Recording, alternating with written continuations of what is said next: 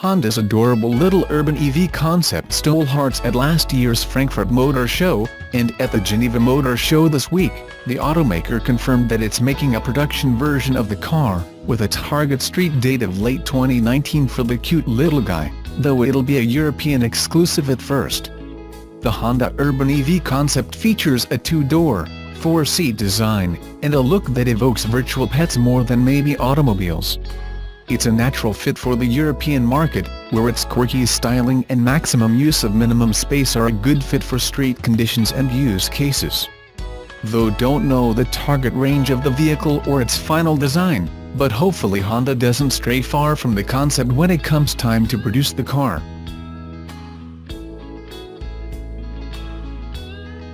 Tesla's electric semi-truck, the Semi, impressed observers when it was unveiled in November. CEO Elon Musk had hinted that the truck's specs would top analyst expectations and delivered with a truck that's fast, efficient and stylish. The Semi won't go into production until 2019, but what appear to be prototypes of the truck have popped up near Tesla's headquarters in California. And on Wednesday, Musk posted a picture of the Semi in an Instagram post before it set out to make its first delivery. According to Musk, the trucks were making their first production cargo trip, transporting battery packs from Tesla's Gigafactory in Sparks, Nevada to the company's car assembly factory in Fremont. Since November, a number of major companies have ordered semis, including Pepsi, Walmart, and Anheuser-Busch. But while big-name customers could quicken Tesla's entrance into the trucking industry, they'll likely put more pressure on Tesla to hit production deadlines than the over 400,000 Model 3 reservation holders. Semi customers will also expect Tesla to hit the impressive specs the company announced in November. The most important feature is the truck's 500-mile range per charge, which some competitors have claimed is impossible and analysts have said will rely on improvements in battery technology between now and 2019. The Semi will be able to accelerate from 0 to 60 mph in 5 seconds without a trailer and in 20 seconds while carrying 80,000 pounds of cargo. The cabin features a unique design made possible by the lack of a diesel engine. Drivers will be positioned in the center of the vehicle to increase visibility and have enough room to stand in the cabin. Like Tesla's consumer cars, the Semi will have the company's autopilot software, which will allow the truck to brake and stay in its lane without driver input. Musk envisions semis eventually moving in semi-autonomous convoys, which would save fuel costs by reducing wind resistance for some of the trucks.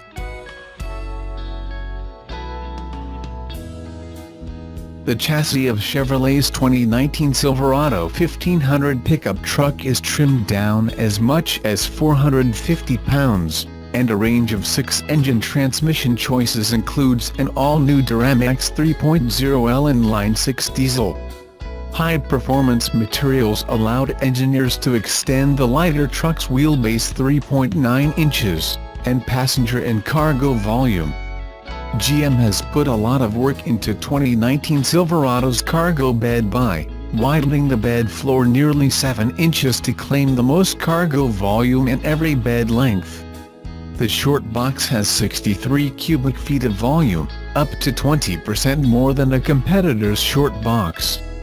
Chevrolet accessories will offer storage bins that fit over the wheel wells, offering nearly 7 cubic feet of lockable cargo space for short box models, while easily accommodating a 4x8 sheet of plywood flat on the cargo floor.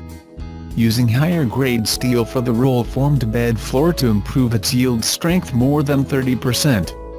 Adding fixed tie-downs for a total of 12, and doubling their strength to resist 500 pounds of force before bending. 9 movable tie points expand cargo flexibility, including more features, such as a class-exclusive power-up down tailgate that can be operated from the key fob, interior buttoned or by hand. Task lighting, a 120-volt power outlet and larger cutouts in the corner step bumpers to better accommodate steel-toed boots. The body is 88 pounds lighter than before due to mixed materials use. All exterior swing panels, as doors, hood and tailgate, are made of aluminum while fixed panels, as fenders, roof and bed, are made of steel. The underlying safety cage uses 7 different grades of steel, each tailored for the specific application. The box steel frame is also 88 pounds lighter than its predecessor, and has 10% more torsional rigidity. The front independent short long arm suspension features new forged aluminum upper control arms that are lighter and provide better wheel alignment than the stamped component they replace. The live axle rear suspension is also redesigned, including new composite second stage springs on LT models that save about 12 pounds per side over the steel springs they replace. The 2019 Silverado will be available with 6 engine transmission combinations, including the new 5.3L and 6.2L V8s with industry-first dynamic fuel management that actively shuts off any number of cylinders, in a variety of combinations, to optimize fuel economy. Silverado will also be available with an all-new Duramax 3.0L inline 6 turbo diesel. Both the 3.0L diesel and 6.2L engines are paired with a new Hydromatic 10-speed automatic transmission as well as start-stop technology to improve fuel economy for optimum performance and efficiency. The cab is stretched, with crew cab models now offering 3 inches of additional rear seat legroom for a total of 44.5 inches of front legroom and 43.8 inches of rear legroom.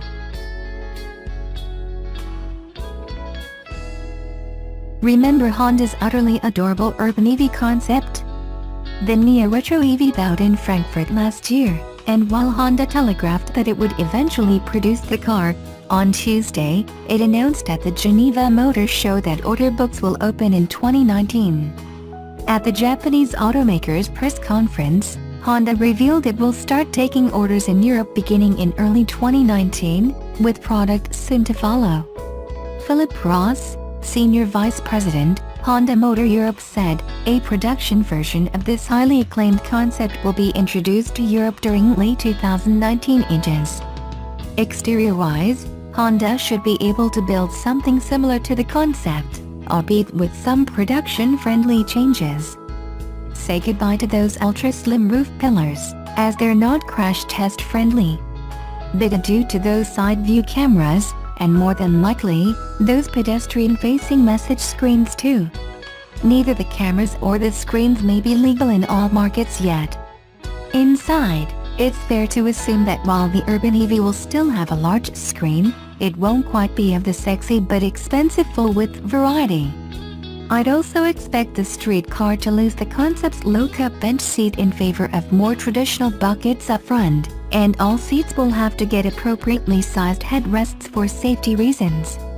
As long as all this is done in a fashion that's sensitive to the original design's simplistic brilliance, there's no reason to think that the production car won't be a sensation. If you're wondering why Honda hasn't already committed to bring this car to the US and Canada, it's not out of the question, but at least 2 major factors are against it: size and price. Size, because it's tiny, in show car form, the urban EV is 3.9 inches shorter than today's Fit hatchback, its current smallest offering in our market. North American buyers just don't snap up many cars that are scaled like this anymore. Conversely, thanks to their tighter streets, tougher parking and higher running costs, European and Japanese buyers still do. Price is also a major concern, because even though Honda hasn't detailed the production model's performance or range, building an electric car of this size will certainly be costlier than its gas equivalent, if only because batteries are still so expensive. A Honda of America spokesperson would only say, "We cannot comment on future product." Having said all of that, given a strong enough response, anything is possible.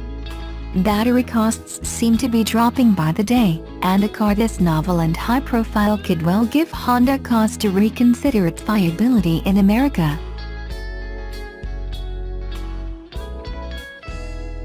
Daimler has several electric truck programs in the works, and today it revealed the latest progress on the e-actros heavy-duty electric trucks.